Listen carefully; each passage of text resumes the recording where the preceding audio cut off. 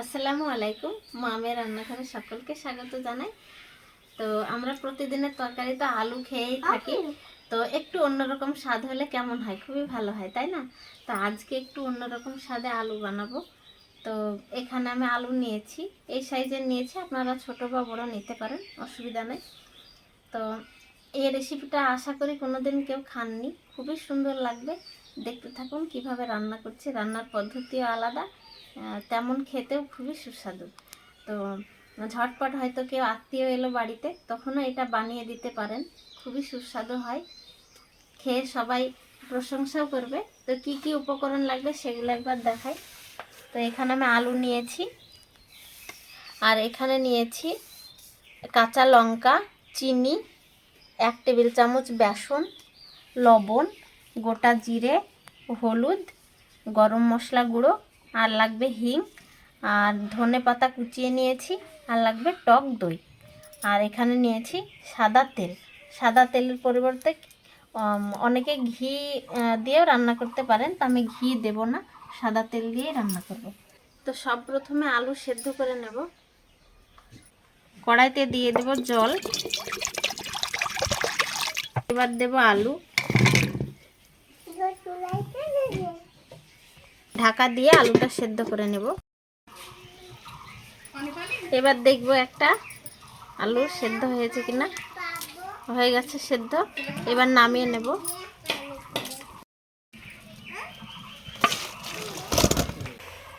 এবার ছাড়িয়ে নেব আলুটা।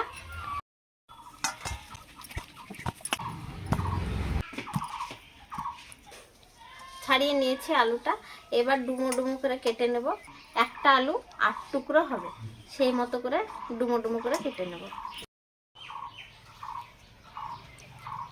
এই বরাবর একবার দিলাম, এই বরাবর আর মাছ দিয়ে একটা, এই যে একটা আলু 8 টুকরো হবে, এইভাবে সব আলু কেটে নেব।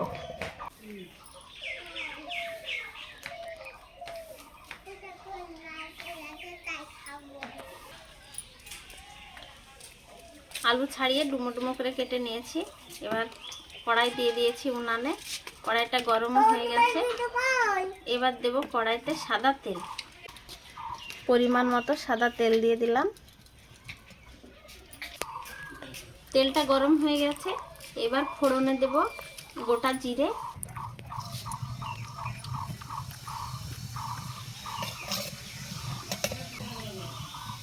এরকম জিরেটা যখন ফুটে ফুটে যাবে তখন দিয়ে দেব হালকা একটু হিং,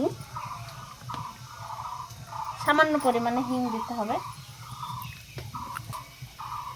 এবার দেব কাঁচা লঙ্কা, কাঁচা লঙ্কা একটু এইভাবে ভাজা ভাজা হয়ে এসছে। এবার যে ডুমো ডুমো কেটে রেখেছিলাম সেই আলুটা দিয়ে দেব।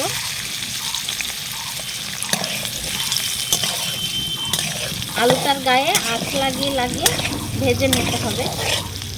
ওদিকে আলুটা ভাজতে দিয়েছি, আর এবার এখানে দই ফেটিয়ে নেব বেসন দিয়ে। নিয়েছি এখানে টক দই, এখানে দেব 2 চামচ বেসন,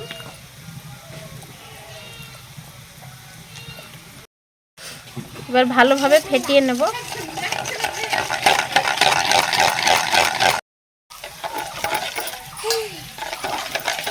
এইভাবে ফেটিয়ে নিয়েছি, লক্ষ্য রাখতে হবে যেন দলা পাকিয়ে না যায়।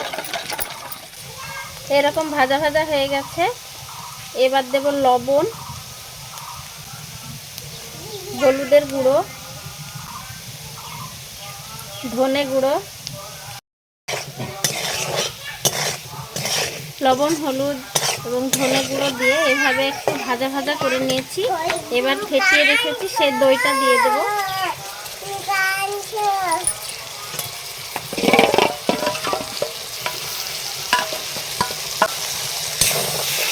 আবার নাড়াচাড়া করব।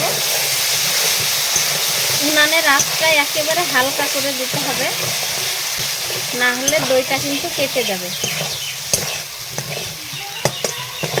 ফেটানো দই দিয়ে নাড়াচাড়া করে আলু থেকে যখন এইভাবে তেল ছেড়ে দেবে তখন দিয়ে দিতে হবে এই বাটি ধোয়া জল।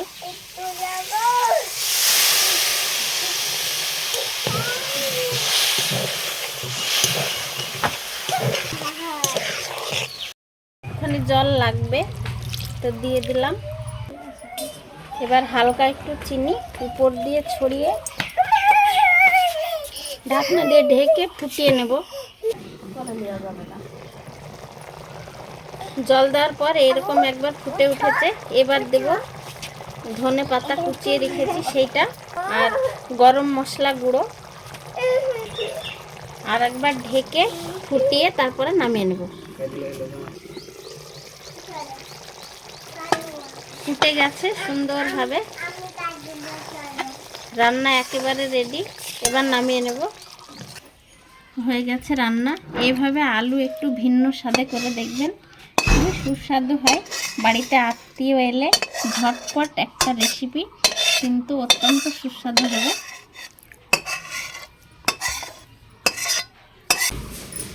এইভাবে বানিয়ে দেখবেন, খুবই সুস্বাদু হয় খেতে।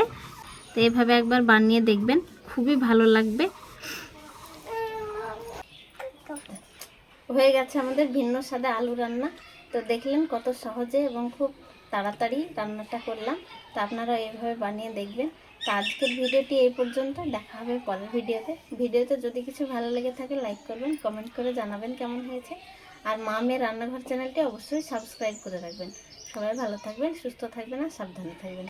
Bye bye.